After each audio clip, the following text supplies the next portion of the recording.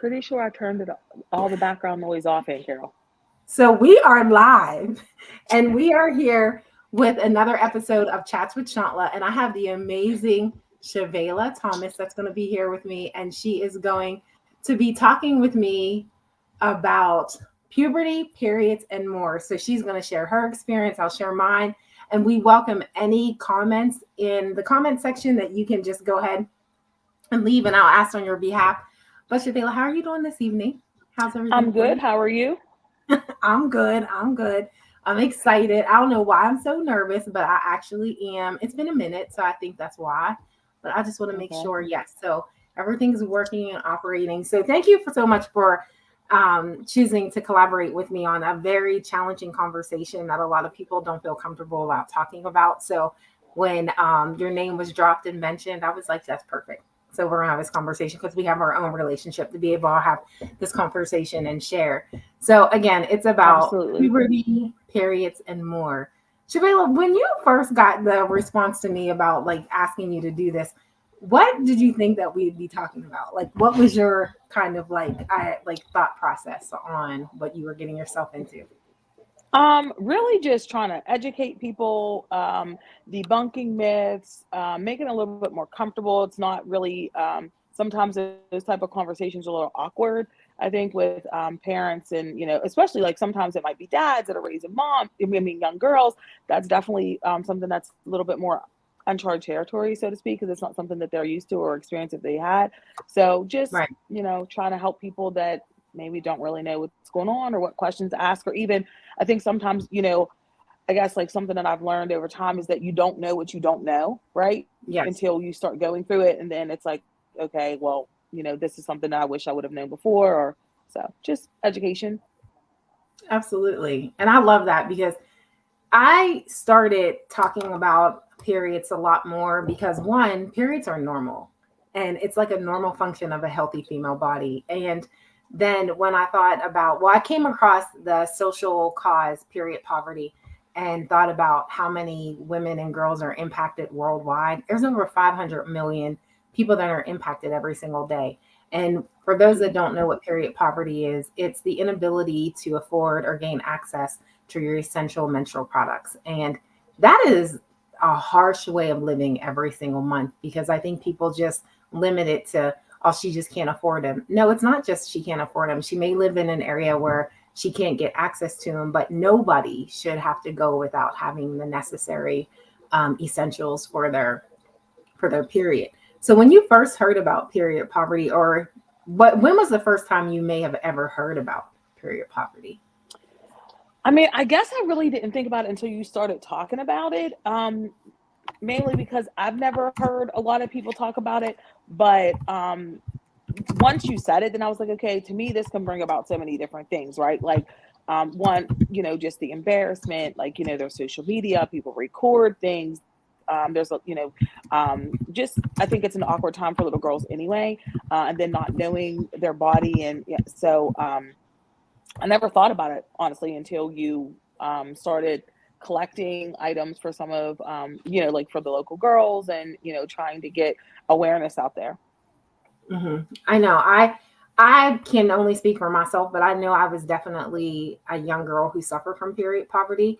And it's, I think people forget that personal products are not cheap. Like the average cost for a box of tampons is $7, and it could be more depending on where you live at.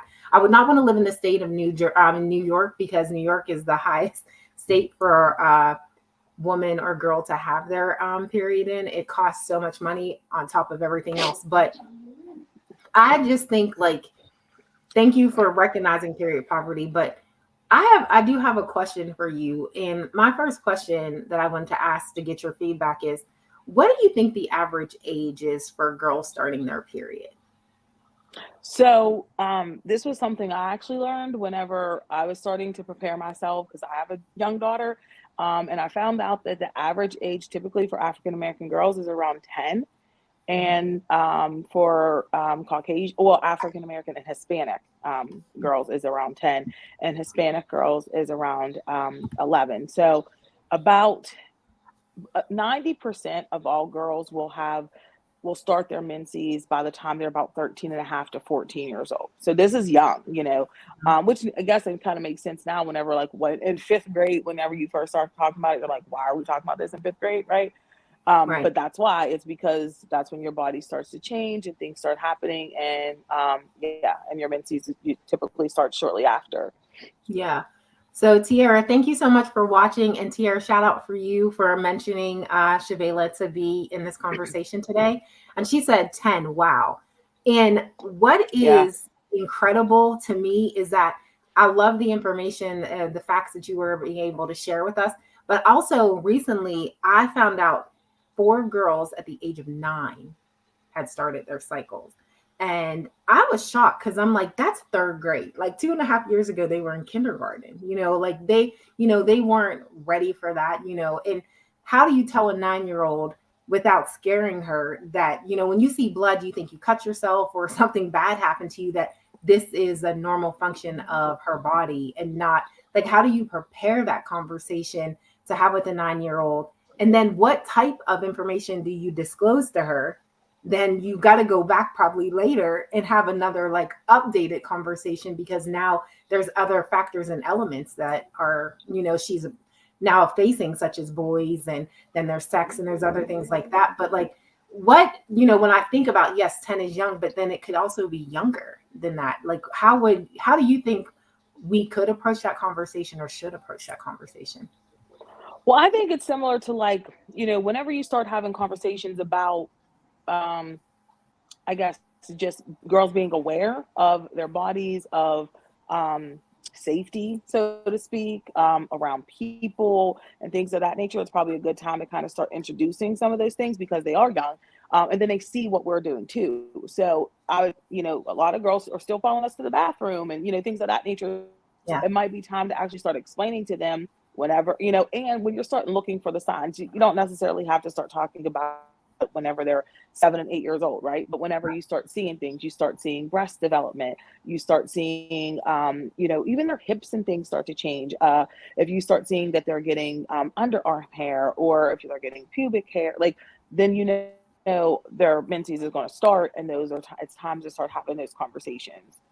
Absolutely.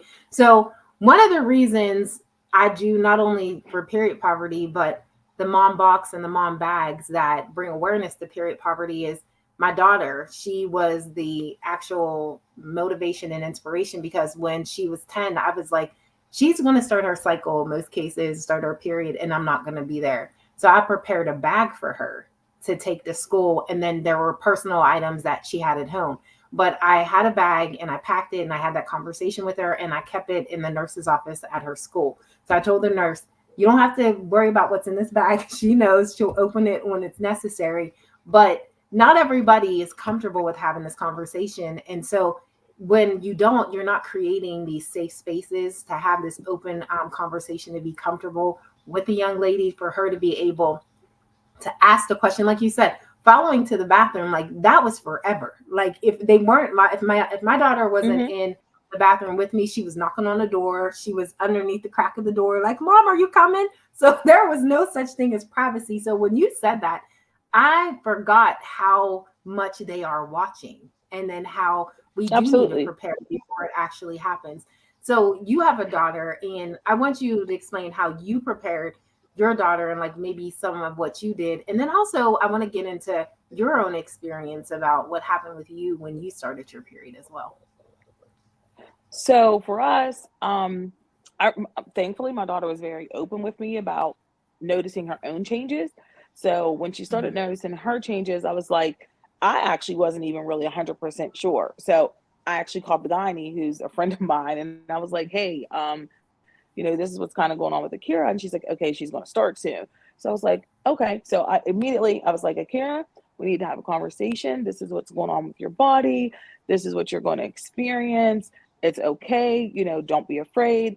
I went out and I got her, and I thought it was funny because when we had this conversation the other day, right, we both prepared stuff for our kids and sent it with them. Yeah. You took yours to the nurse. Akira carried hers with her. So I was like, okay, look, this is what we're going to do. I made a bag, and I got her cutesy little bag, and I put like um, a unscented let's put that part in there. Mhm. An unscented like cleansing cloth that she can clean herself up with if she got a little messy, an extra pair of underwear, and then of course a pad. And I put those things into her bag and just let her know if this, whenever this happens, then you can, you have enough to change your clothes, go to the bathroom, and then you can call the nurse if you need to, so I can come and you get spare clothes or whatever she might need. So, like I said, thankfully she was aware that there were some things that were different for her and was able to be like, hey, I don't know what this is, but this is different. Absolutely. Um, And I love some of the items that you mentioned about what you put in the bag because I did the same for my nay. And then I also have some of the same stuff in the mom box and the mom bag. So, yeah, we were on the same page in preparation. Yeah. But what And about I you? know like a lot of people talk about like, and those are things that you have to talk about too, like being comfortable. Because as they're older, they might want different products, right? They might not want a Yeah, pad, so to speak. But when they're that young, that's probably one of the better things, one of the better routes to absolutely. go with, because they're not going to be as comfortable with like tampons or the cups. Yeah, But you'll know whenever it might be time to introduce other forms of sanitary items. So, and absolutely. for me, I don't, I'll be honest, I wasn't really a conversation that I can remember my mom and I having prior to me starting, right? We had it in school. I can remember them giving us this little always bag and it had items and things in it. We talked about it. And I guess I can remember me already knowing, I was a little bit older than what my daughter was. So it was by at least a few years. But I remember when I started and I was at home and I can remember, and I wasn't afraid or anything. And maybe because, like I said, I already knew it was happening. And we had items that were there. So I went and told my mom, hey, this is what I think happened. She was able to confirm it for me, make sure that I had all the items that I needed.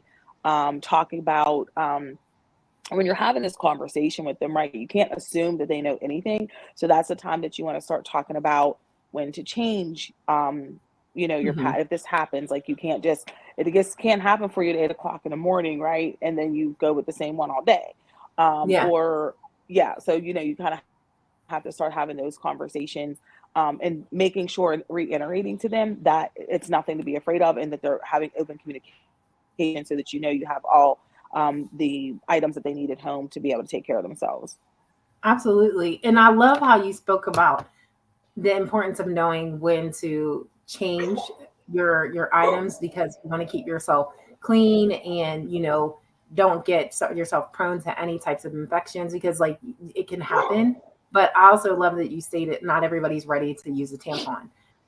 For me, I didn't get introduced into a tampon until I was out of high school, and it was just there was a myth or a stigma or a negative for me attached to it that I thought only girls who were sexually active use tampons, but that's not the truth. But that's how you get educated by your girlfriends or how maybe parents do that as a scare tactic. So you don't do anything because the word when I was growing up was don't be fast. And I was like, oh, only fast girls use tampons. And that is so untrue. Like a young girl's lifestyle, a dancer, a gymnast, an athlete, may feel more comfortable with using something such as a tampon or a menstrual cup versus a pad because nowadays it's not the sweatpants and like baggy shorts that they perform in and their athletic things are it's spandex, it's volleyball, it's biker pants or spandex, cheerleading, all these other things. So it is a choice, based on the lifestyle of the young lady and what she's comfortable with. And she should never be forced to move into something that she's not comfortable with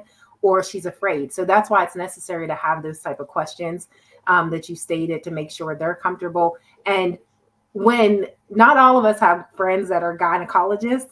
So if you don't know what a gynecologist is and you're watching, it's a specialist that works in women health and reproductive system. We ain't all got that, Shabela. So we don't got that, ability just to call that person and be like, hey, this is going on in my body and my daughter's body. So when people don't have that, what do you suggest they do? Do you suggest Google? Do you suggest their PCP? Like, what do you think that a resource for somebody? Definitely Just not ask. Google. Um, yeah, only because Google going to scare you, right? You could be like, I got a headache, and you're going to look on there and be like, I'm dying. don't do Google. I mean, not saying that it's never helped people because it can, but it also usually scares people before it helps them.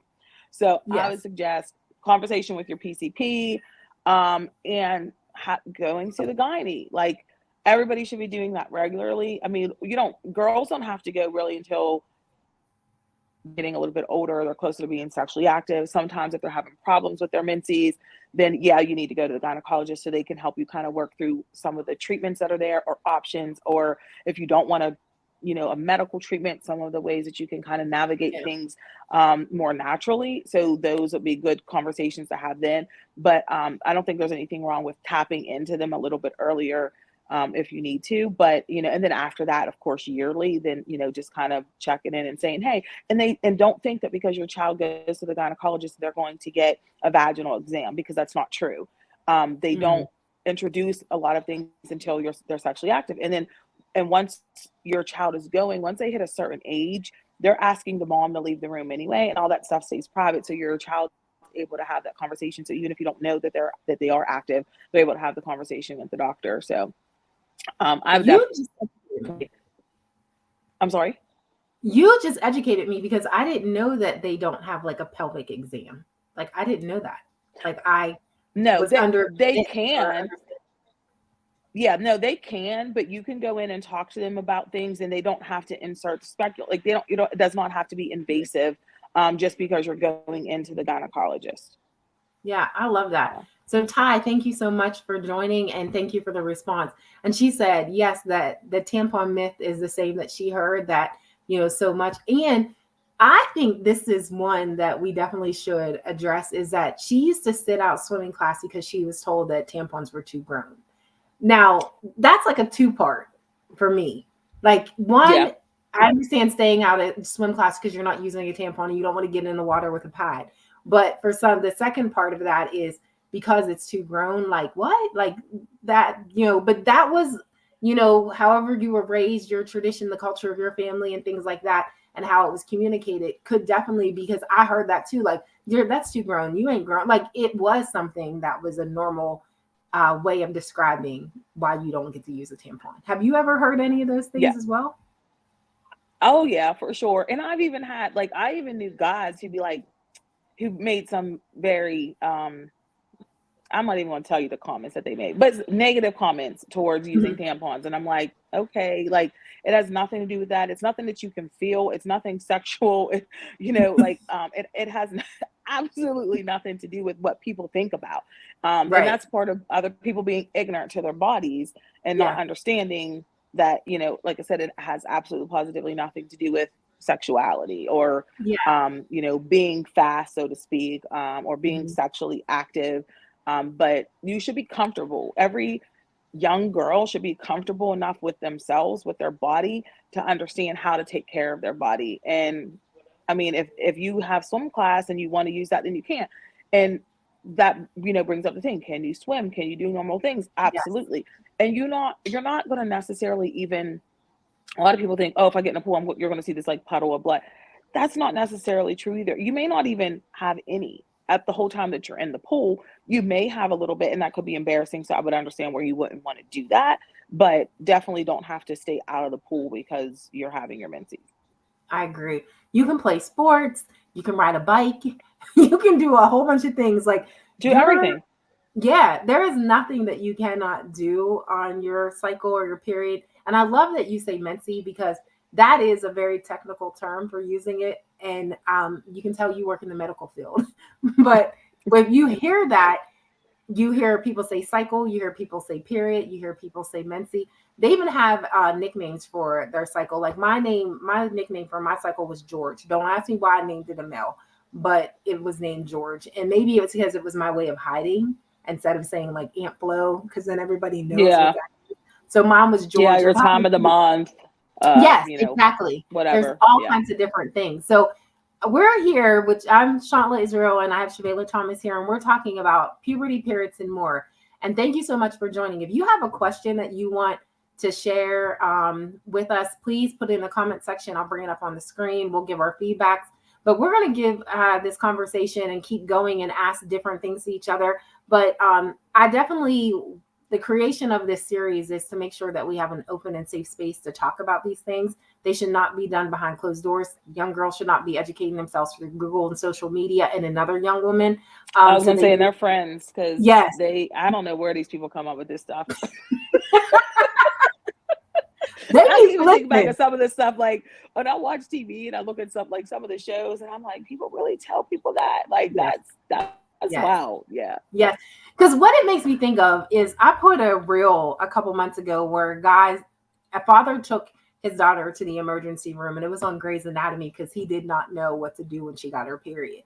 Now, I couldn't imagine going to the emergency room and be like, my daughter has her period. But, bless his heart, he was trying to do what he only knew. He's like, this is out of my realm. Let me go. Because to him, it was an emergency. So, right. But there are people that do not know, because we have to understand that kids are not being raised just by mom and dads anymore. They're grandparents, and things have changed dramatically in regards to female health and how we approach it. So, my gram would not be talking to me the same way you and I would be talking, because she would be like, I didn't have that when I was younger. So a lot of things, not that she wouldn't have been aware, but things were not the same. Like girls don't get their cycle now because you can get a shot or you can use birth control and it stops you from getting your cycle. So that wasn't happening, before. It was, this is natural. I even got told it's unhealthy not to get your cycle. So there's so many myths and so many things that we will educate and tell and pass down generation to generation. And all because my mom told me it's facts. That is not true. Like you said from the very beginning, educate yourself. But I do have a question. And my question is, based on your experience, you mentioned some of the things earlier, but some people may have just now logged in and saw that we're having this conversation. Can you repeat some of the signs that young women and girls will go through prior to getting their period, like going through puberty, that are kind of like signals that kind of lets you know that you might want to start having that conversation because she is developing or showing evidence that this is coming? Yeah. So pubic hair, underarm hair. So those are signs. Sometimes even acne, because your hormones are changing. So they'll get that. Look for it in your T area. So your forehead, your cheeks, breast development, discharge is typically going to be more of a clearish or whitish discharge. And that's a very, very big one. Sometimes even hitting your growth spurt, because a lot of people don't know this, but most girls, once they hit puberty and their menses start, they stop growing, right? So that's why you see so many girls who are 5 feet tall, 5'8" in 5th grade, and then they never grow again. And I didn't even know that. It took for me and the experiences that I went through to learn that, okay, I'm done growing now. But yeah, so those are some of the main things that you're going to watch out for. Like I said, breast development, soreness, growth spurts. I'm not really going to say getting moody. I know a lot of people associate that. I mean, you do, because it's a hormone, and that's natural because your hormones do go off. But that's not something that's typically going to come right before your first period, right? Those might be things that you're experiencing as you've had a few menses or whatever. But to start out, it's mainly going to be those body changes. Mainly the breast development and the pubic hair are going to be the main signs. Yeah. Well, Ty, I'm with you with the 5, 8, 12. Have you grown since then? Have you grown since then though? Ty, we want to know, have you grown since then? I remember being the tallest person in 6th and 7th grade, and then never again people caught up, because everyone's like, oh, she's older. I'm like, nah, I am 12. I'm going to the 7th grade. I am not in high school. Oh, and then they first thing, oh, you play basketball? No, I'm just tall. So. But thanks, Ty was like, nah. Yeah. She was like, no, she didn't grow anymore, and she said she was gigantic. You are not gigantic, but that's what it felt like. As a young person at 12, compared to other kids, right? You're like, wow, they're so big, and then it's yeah. People used to say that about Akira. She's 5'3". Yeah, and you were taller than most boys as well. Yeah, and I mean, yeah, that's how it was, because the boys, they peak a way later and they grow a lot longer. So yeah, it's a completely different, I guess, cycle. from guys to girls. Oh, and the other thing is girls' hips will widen. So, I feel like it's something that as parents sometimes think we do this, not trying to, but they'll start talking about how girls are gaining weight or you better Mm, slow down. You're getting those are things that you got to kind of watch out for because now you can be introducing something else and it's natural. They're picking up weight and hormones are changing, things are changing for them. So they may have that little bit of additional weight that's, it's not because they're overeating or they're being greedy or, they're being fast again. mhm. People talking about, their butts changing and their hips changing, but it's because it's just a natural, it's just this natural cycle of life. Yeah. I mean, I, because you have to realize that like you getting your period does, a lot of cultures celebrate girls becoming women, right? yeah. Whenever they're getting their menses. And we take it and look at it as something, I feel like we make it negative. We put a negative Yeah. spin on it where they're welcoming, other cultures are welcoming it in and saying, welcome to a womanhood. Yeah, absolutely. Like I've read where cultures have what period parties, and it's like introducing the Hmm. transition into womanhood and getting educated on different things like that. And thank you so much for watching, Miss Carol. She said, very informative. Thanks. Thank you for watching and thank you for receiving the feedback that we're, just expressing about this conversation. The other question is, I don't know about you, but I, had a mom and two sisters, and each one of their cycles lasted different for each one of them. And, Hmm. you know, some girls may be asking, well, how long does a typical period last? What would you say? Usually between like 2 and 7 days. Hmm. It can go longer. Um, Usually not going to be much less than two. I don't know if your period's lasting a day, then it's probably going to come back again. Hmm. But I mean, those are averages, so that's not etched in stone. But typically somewhere between 2 and 7 days. Yeah. And at that And time period, that's a good time for you to look at what type of products you're using, right? Because you mhm, might start off yes, very light, right? yes, And then you might go into a more heavier cycle, and then you're going to trend back out with a lighter cycle as you're ending. yes, And sometimes it'll trick you and just throw a little loop and be like, I'm going to be real light today. And you think you're ending, and then bam, you got 2 more heavy days.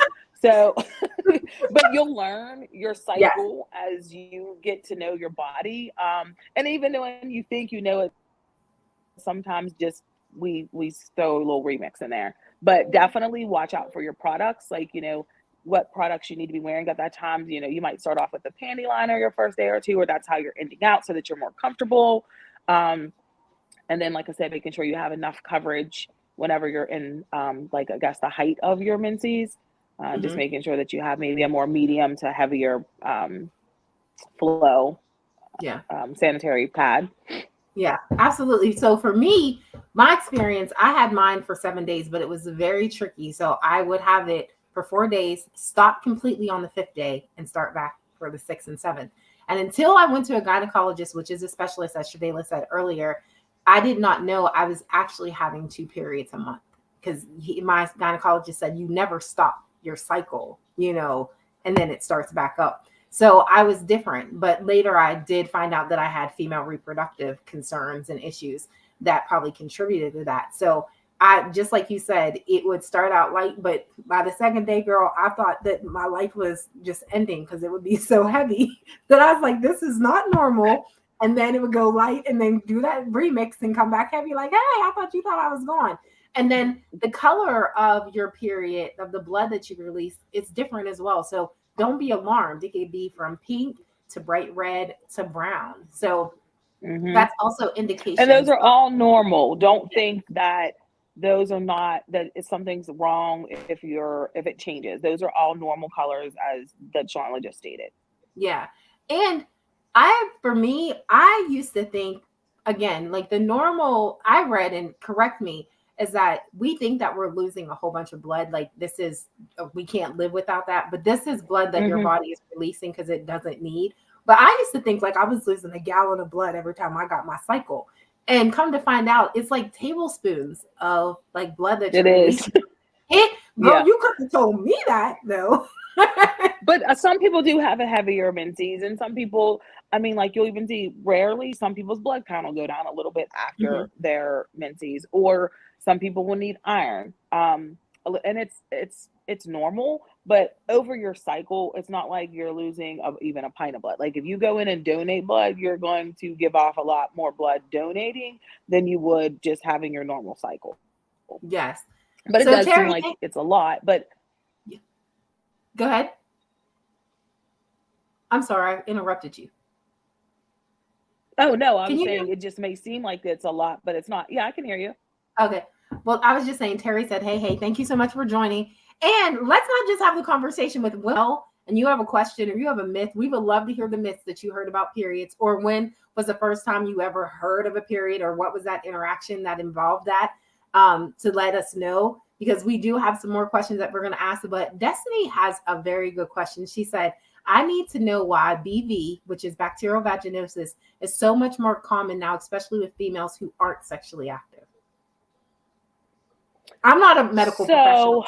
So, well, that depends on who you ask, right? So, most medical people are going to tell you that it's almost impossible for females who have not been sexually active to get true bacterial vaginosis, because you only get vaginosis whenever there is something inserted into your vagina. So it's not something that you can get from, just like a yeast infection. It's not something you're just developing on your own.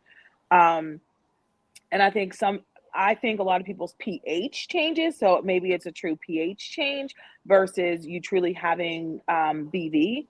But that's something that, I mean, I can't debunk that. I mean, if you're going to the gynae and they're telling you that it's BV, my gynae has always told me that people don't get BV if you do not have something introduced vaginally. Mhm. But with a lot of the trends that are going on, so like when we're younger, right, they first start talking, how many people have seen like a douche like in your Mhm. bathroom, right, as you're growing up, and people start thinking you have to do things to clean yourself out. We don't. Our bodies No. clean themselves. It's part of your Self. menses, right? So we don't need to be inserting things and using those things. A lot of doctors will tell you not to use soap. I ain't going to tell you that, but you shouldn't be putting soap up in you. You should be cleaning yourself all around very well, but you have to look at those type of things. So and then like even using like Summer's Eve, people think, oh, it says pH balance. Yeah, it tells you that, but it takes away your normal balance. It takes away your Yes, normal flora. So you have to be very careful when you're using any of those type of things, because it will throw you off. And then if absolutely. any of that stuff gets introduced accidentally, I don't know, but that's typically what most medical professionals are going to tell you, that if you're not sexually active, you're not typically really getting true bacterial vaginosis. Yeah. And I love that people now know that your vagina is self cleaning. Like you don't need all those other things, because they can, like Shavela said, throw off your pH balance. And you're like, there are young girls using these products because they're in the feminine product aisle and their dad doesn't know any better. And they're purchasing these things. And then they wonder why, like, I have irritation, or, there's like something going on down there. You don't need that. Just like Shavela said, you are not supposed to be inserting anything inside of your body, that is the things such as that, because it can very well be like the floral. Oh, I'm gonna smell. Okay, you think you're gonna smell like flowers and sugars and plums, and you're gonna be hurting. So that's just my experience. So Yeah. I love to And hear it's funny because I was always told, like, it's not supposed to smell like flowers. It's not supposed to smell like fish. It's not. that. you got Definitely. you got to work that out, right? No, but seriously, like, it's not. It's not like, you're supposed to have a natural your natural scent. That doesn't mean, like I said, you have, and you also in that you have to also understand that we're taught to put on deodorant, right? Just for our armpits, but we're not always taught about the fact that our bodies put off odors in other areas too. Mhm. So, like some people will have just in their groin area and things like that too. Yeah. So you may not even be experiencing BV again. You may be having body odor from Right. your groin, from your inner thighs. That happens commonly as well. So Yeah. it might be And, something that you have to kind of really get diagnosed. mhm. And I mean, if that is what it is, like I know there's there's different studies and things like that that are out there that are um, focused on BV, and treating it and ways to prevent it. So, Yeah. but most of the time, it starts with you know a bacteria being introduced to you from, and a lot of people associate it with being sexually active, and then the partners being there, or that partner being dirty, and that's not necessarily true. It does happen from that, don't get me wrong, but that's not necessarily why either. It's just our bodies like what we like, right? What they're used to. And anytime you introduce anything that's not the norm, or not what our body is accustomed to, then it can change that and throw it off. And it doesn't have to be a bad thing. Even condoms Yeah. sometimes cause people to I was have going to these. say condoms, Yeah. even a tampon could throw off. If you're not used to cotton, you could be very sensitive to it. It may give your body's response to be like, I don't like that. It's foreign. It's not for me. So it's Yeah. a lot of that. And I love what Ty said. Ty said, oh yes, I cannot stand summer's eve flowers and the fruit propaganda. At And all. it's supposed to smell like floral. Like, it isn't. And in most cases, if you have a scent or a smell to you, go to the doctor, go to the gynecologist, because you shouldn't. And a gynecologist who specializes in female health and reproductive system is going to help you get to the bottom of it, and then help you moving forward, so that there is no attachment or embarrassment to you smelling, something. Because again, it could be BB, or it could be your natural body odor. Not everybody smells good. There are little kids that are 2 years old that have odors under their arms because it's their body odor. So it's not. Well, milk, different things that your body puts off when you're getting rid of things, they let off different odors. So everybody's Mhm. not going to respond, and everybody's floors. Just like if you think about putting perfume on, right? Something may smell amazing on somebody else, and then Mhm. you go buy it and you put it on, you're like, ooh, I Yeah, don't like this. But it's because everybody does body doesn't give off the same aroma, so to speak. yeah, absolutely. And I But love to what go Miss. back to the Go ahead. I'm gonna hide this for a minute, but go ahead Oh, and I finish. was I was trying to read the comment. Okay. So I was going to say back to like the tampon thing when we were talking about that. It's very, very important, and we can even hit on it in depth if we need to, that we're making sure that if you're using a tampon, that you're using the right absorbency. Yes. Because wearing tampons too long can cause a lot of different problems. And if leaving it in there too long, of course, can cause bacteria. Taking it out, you're irritating yourself, because it's you if you're using one that's too heavy and you don't have enough of a flow there, then it's irritating. So those are things that you really need to understand and learn about whenever you're going to start using a tampon. Yeah, But absolutely. And definitely changing your products frequently is going to cut back on, because it's bacteria. That's just like, I mean, like I said, with your underarms, if they're sweating and it's sitting there, and bacteria is just there, and with your skin, and it's mixing with other oils and things, and that does put off an aroma yeah, that's not necessarily good, absolutely. a good one. I agree. So the other thing that Miss Carol said is, she said, back in the day, we were never told about this. So every month I had one for 14 days. And until I had my first child, I didn't find out that this wasn't normal. Listening to this now helps even an older woman. Thank you so much, Miss Carol, for that Yeah, feedback. absolutely. And we were going to talk about that at some point too. What is Yeah. normal, right? So typically beyond, if maybe if you have one here and there that's like 8 days or something like that, but you're tracking and trending, and okay, because mine used to last a long time. I can tell you that. I had an ablation, so I don't have one anymore. But Mhm. whenever I did, I felt like it was coming like every 3 weeks, but it was because it lasted for like over a week. It would be like 8 days typically. And then, Mhm. but it was still coming on that 28th day. So I felt like it was like short, right? But it wasn't 28 days from when I ended, it was 28 days from when I started. So, Mm. but that was my cycle. I chose to end, and it was like that until I was on birth control.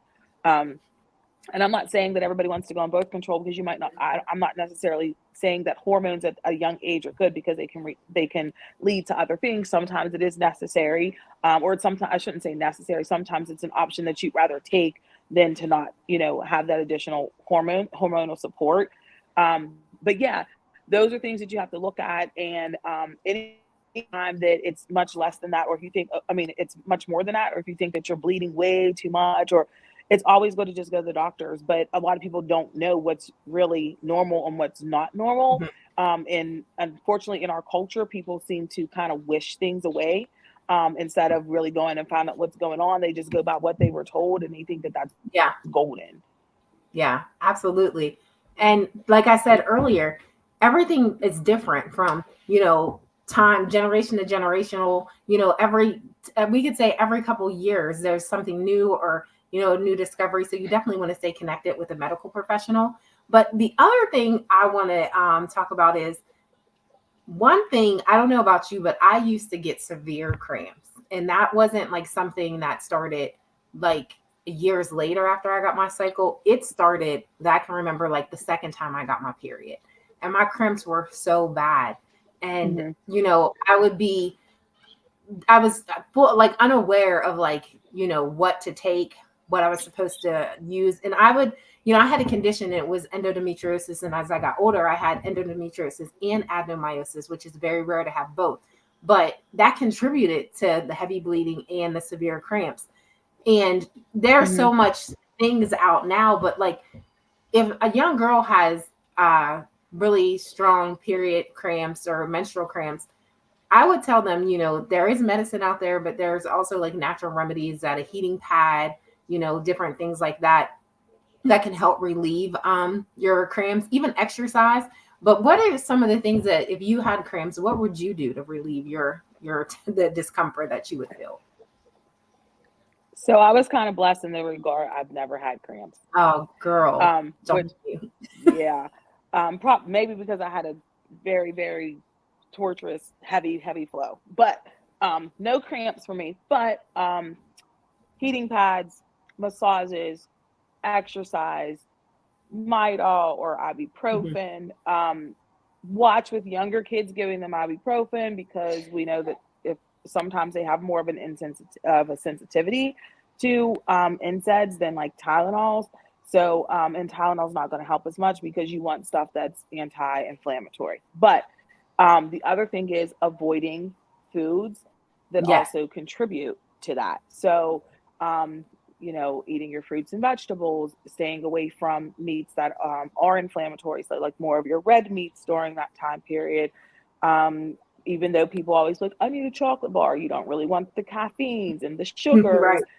Those are all things that you really want to stay away from, and it's things that we run to because how many times have you seen like people like, I started my period, and then someone's like, well, here's a candy bar, but that Yeah. candy bar really, even though you might a short, little bit of satisfaction because we're having a bunch of different hormonal changes, right? But overall, it's really not helpful during your menses.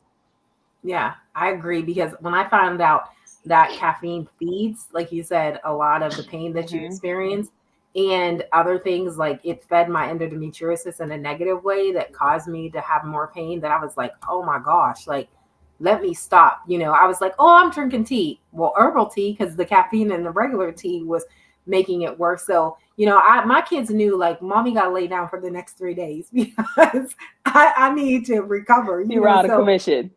I was out, I was out. So everybody's not going to be that way. But if you do realize that, month after month that you're having, severe pain, there are remedies that you don't have to use pharmaceutical drugs and things like that. Because I was one of those girls because well, women, I should say, that I would go through a whole bottle of ibuprofen in a cycle. And, Yeah, that's 24 pills. Like that is not healthy for your organs. But I was like, somebody relieve me before I relieve myself because this is just really yeah. tremendous. The pain was tremendous, but you don't want to compare your experience with your going through puberty, getting your period with somebody else because it's different for everybody. You may Everybody's have journey is going to be that. different. Yeah, Yeah. absolutely. So things, I mean, you can always say, hey, this is what I did when I had that, and it might help you, it might not help. Like I said, you could do heating pads, you can do, you could do exercises, like do massages. Some people will just be like, I want this medicine. Moms and dads, if your girls are really feeling crappy, let them stay home, because Yeah. sometimes it really is debilitating. Like it's very, very painful at times. So sometimes girls do have to miss school if they're feeling really, really bad. And you can write your own excuse and be like, hey, she's not feeling well today, and send that excuse in, because sometimes they are really that rough, and that's the last thing you want to do is have to deal with. And then kids are cruel and they're, teasing, like even if you're like, oh yeah, I got my period, and then someone's like, ah, kids Yeah. kids can be a little bit cruel too. So and sometimes it's those flows are really heavy too. So then they're, going to the bathroom, and the teacher's not understanding why you laying down, why you leaning Yeah. over. It's, to me, it's just worth it if they can afford to stay home at that time, to just, maybe let them sit out a day or something, every now and again, till they could at least get through that.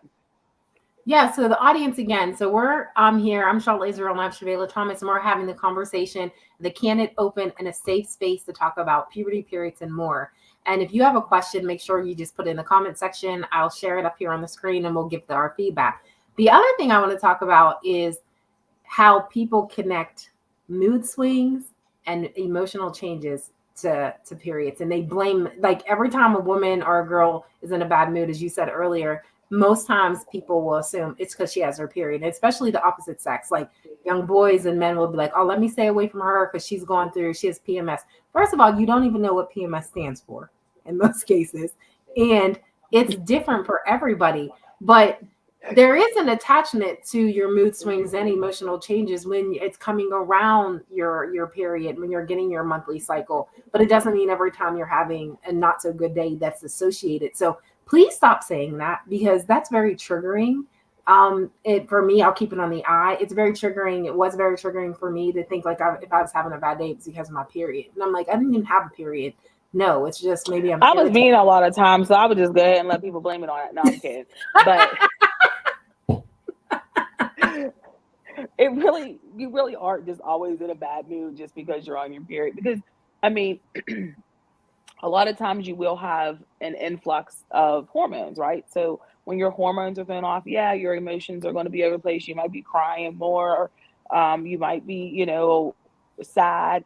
Some people are more depressed. Some people that already have emotional issues, so to speak, bipolar, like just whatever. Sometimes the changes might be even a little bit different for them during that time period. And I don't know if you know this or not, but I'm gonna give it to you this way.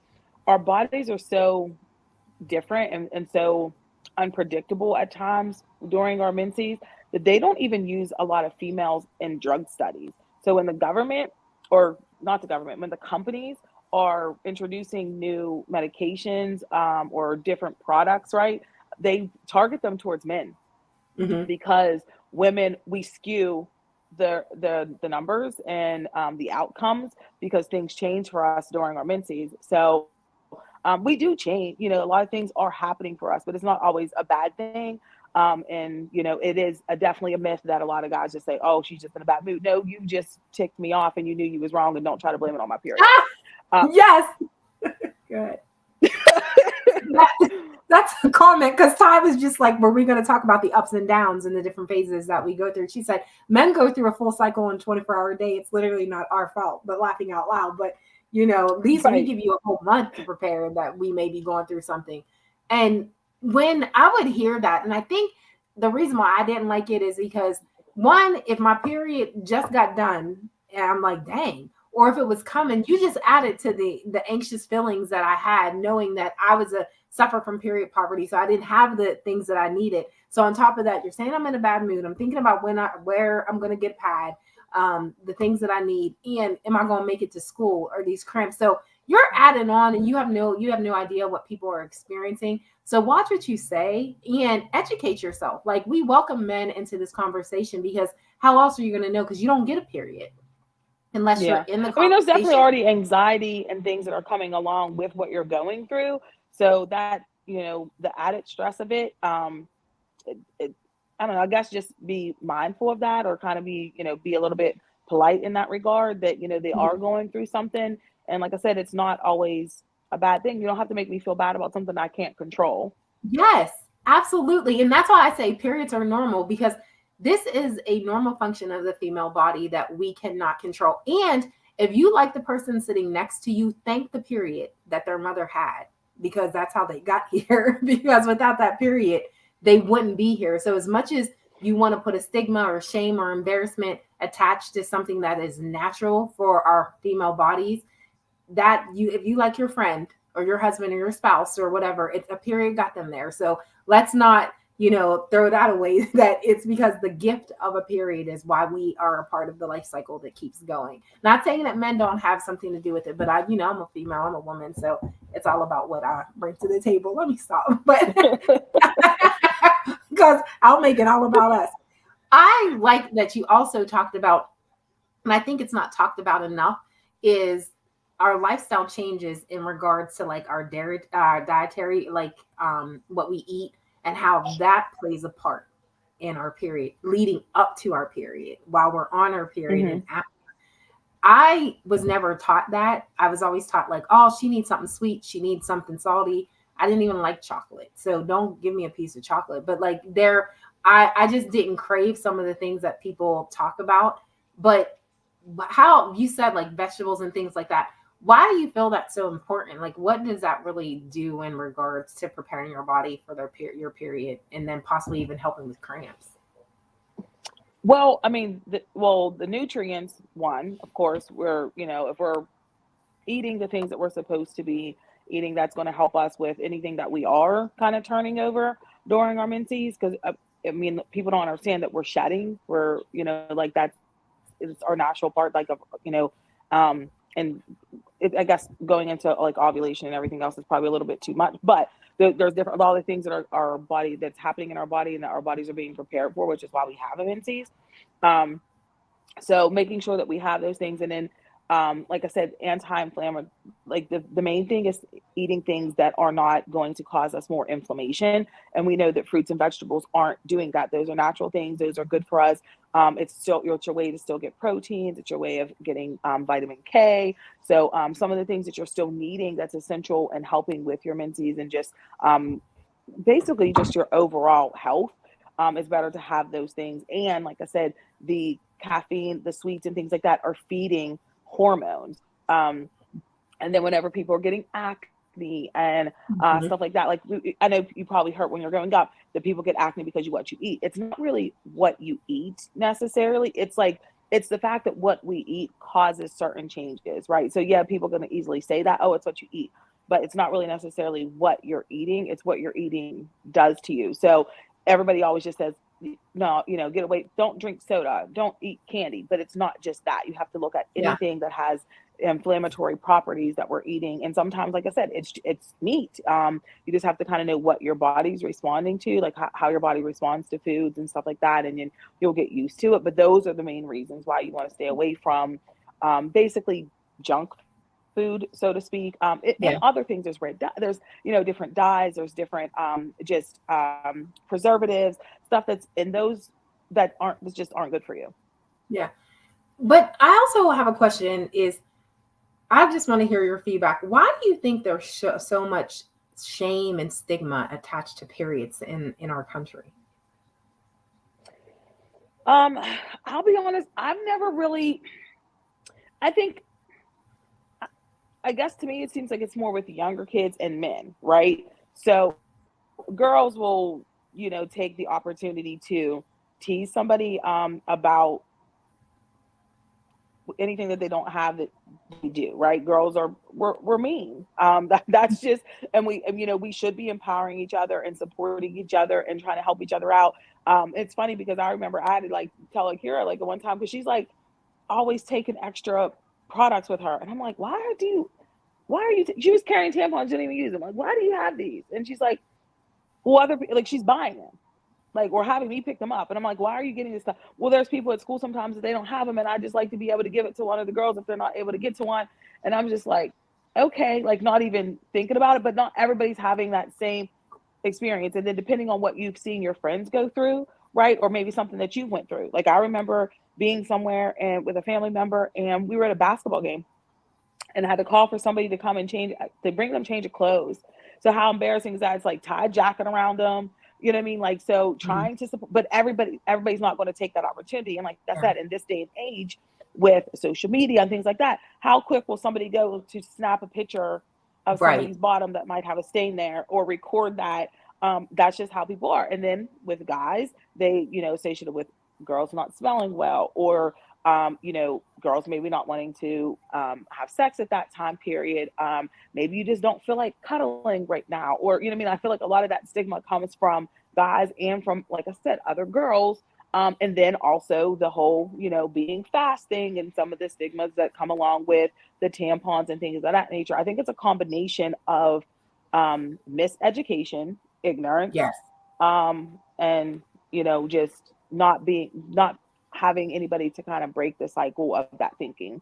Right. Absolutely. Because when I think about it, it's like I remember an incident, and I was in the fifth grade, and a young lady started her cycle, and how vivid it was. I could tell you what color stirrups she had on. That was a very popular clothing back then, with stirrups, and she had a pair of Hmm. stirrups on. When she stood up, she had a stain. And I just remember as a young girl, I was very much like Akira. So Akira is a person with a heart because of you that is actually helping with period poverty. So like she might be taking things out of the house that, Akira, It's what all about you? good.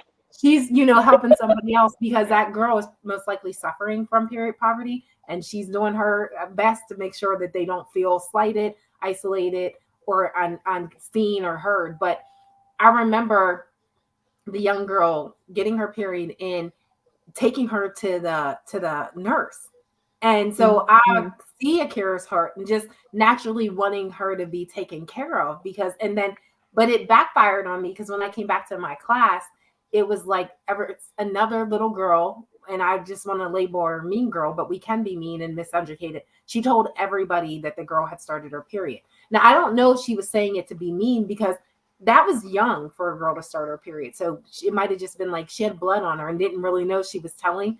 But then everyone thought it was me. So I just remember feeling hurt, but like I would never want someone not to protect me, like how you did, like Hmm. tie a jacket around them. So there is a lot of stigma, shame, things, and especially misunderstanding, especially if you're uneducated about what's happening in your body. Like you don't know that that's happening or could happen, and then it happens. It's a wonder I didn't fall to the floor. If I, she didn't fall to the floor if she didn't know, because I'd have been scared. Like literally, I was told by a grown woman that when she got her period, because she didn't know what was happening, she thought she was dying, because she Oh did not wow. that this was a normal function A of her health, normal. that she literally thought she was dying. And I was like, I couldn't imagine like not knowing. Like, I think that I was educated by movies like, Sweet 16. Remember her sister, 16 Candles, her sister, got cramps. And like, I was educated through movies and not really asking questions. And then girls that got their period before me, because I was kind of a later Hmm. bloomer. So I didn't get mine when it was like everybody else was having that conversation. But it, you know, does, but there was some young boys that were very sensitive. Some boys have nothing but sisters, so they are exposed to it. Hmm. And they understand the sensitivity of it and how to approach the conversation, but not everybody has that training, not everybody has that character, not everybody has the morals that your daughter has. And I appreciate her being like that, and I appreciate that it just shows what type of character she does have and how she is helping somebody outside of herself, because there are a lot of people that enjoy somebody's misfortune. And we do live in the time where technology doesn't allow you to miss anything. So used properly can be a great tool, but used to embarrass or harm somebody, it isn't good. So if you're watching, make sure your daughters know not to do that and your sons know not to do that, because that is scarring. It's not just a temporary feeling, it is literally scarring, and then it's on the internet forever. Like you may delete it, but you deleting it doesn't delete it. Like I just want to that. Absolutely doesn't. Somebody Yeah. got it in their inbox and Yes, their exactly. And whatever, somebody's gonna their bring it for up. me. Yeah.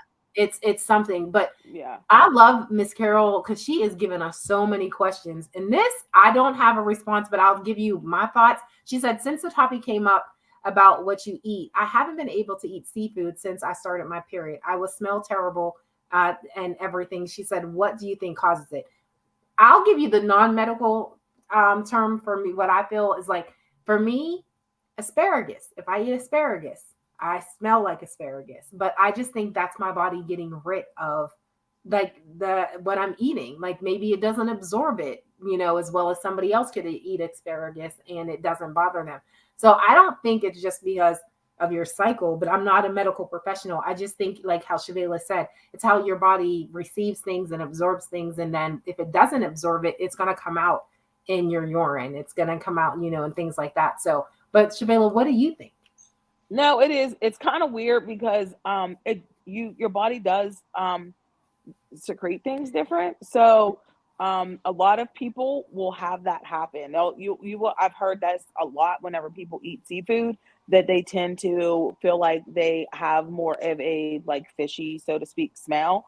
A lot of people, well, before they eat certain things that they know that does that to them, they will eat a lot of fruit and things of that nature to kind of try to flush themselves out or try to replace it with something sweet.